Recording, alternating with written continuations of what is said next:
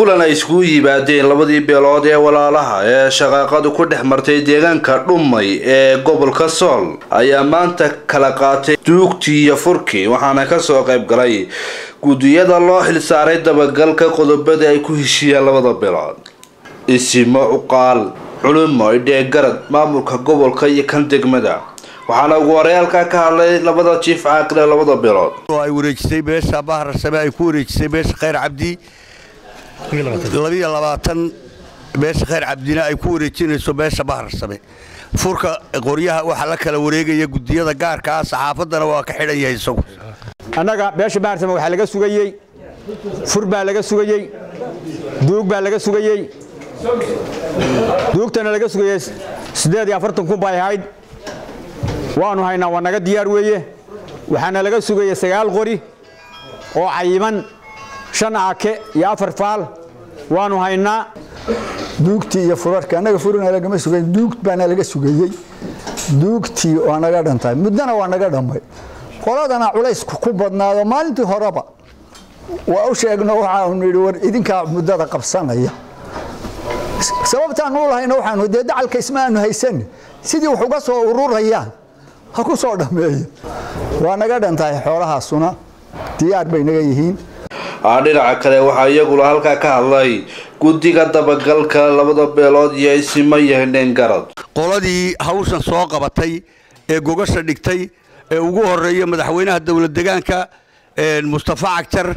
kaysimadii uu hogaaminayay garaad kulmiye iyagana farxad bay u tahay hawshoodii fayskii koobaad inuu maanta midho dhalay iyaguna ay dhiirigelin u tahay inay wixii ay qaadeen fulintooda ay gutaan kulmiye Allah barakeeyo nimankaas hawshan meel fiican bay soo gaarsiiyeen midho dhalkoodii way waxaan maanta ku ranaa insha Allah way mudan yihiin mar walba in loo mahad celiyo idinkana waardin mahad celinayna mar hadaad dhowr marlamood qaadateen aad hawsha soo fududeyseen maanta meel u canay taalo duugtii iyo furkiiba horteeda ay yaalin idinkana waardin mahad celinayna insha Allah hadalka waan soo koobaya hadal badan ma hadhin maanta duugtii baynu kala qaadanay oo kala wareejinayna insha Allah hawl qabadkeeni kale inuu gudana insha Allah anagu hadda waxaan wadnay insha Allah qorshe inaan odayaasha soo bandhignana rabnay waxaan colaadaha ka qayb qaataa waa dhalinyaro odayaal hadii meel la isku keeno oo odayaashu way dadaaleen runtii Ilaahay mahadiha ka gaadhay wayna dadaalayaan takraankooda laakiin sabaasha hadaynan xaq hoos ka bilaabin oo dhalinyaradan hawlahan ku hawlan aynaan isdhexgelin oo dhalinyaradii aynaan isu keenin hawshu ma adkaanayso annaga ka isfiyo ahaan annagoon cid naga taakuleelin cid nagu garab taagneen hay'ad gacan naga siin waxaanu hadda wadnaa inaan wiigan khamiista ama arbacada aanu bilowno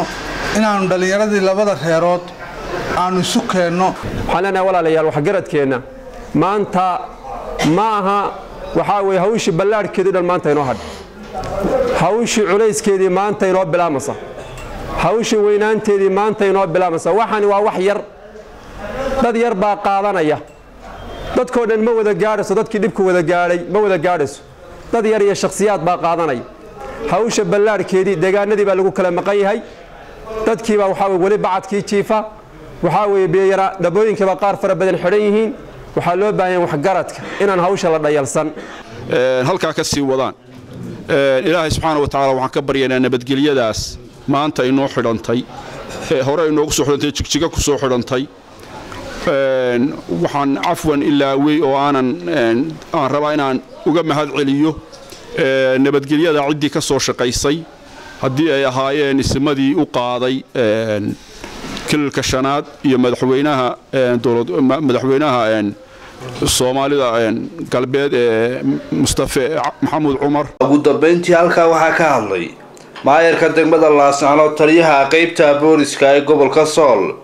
gudoomiyaha gobolka Sool Cabdiqali Maxamuud Jeere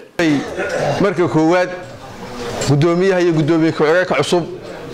inaad xilka Ilaahay oo u gartay inaad ugu ducaysaan kuna garab gashaan baan idin ka codsanayna kulana shaqaysaan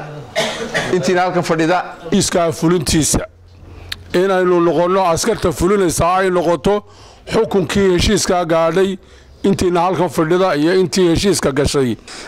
ilaahay mahadi hawl allaale iyo wixii jigjiga lagu soo galay wixii fulinteeda annaga na khuseeyo dawlad ahaan waanu fulinaynaa waanu ila garab istaagana waa Cabdiraxmaan Axmed Kalsan TV laascanood Khadar Tarabi TV ga caalamiga badda 24 TV garada laascanood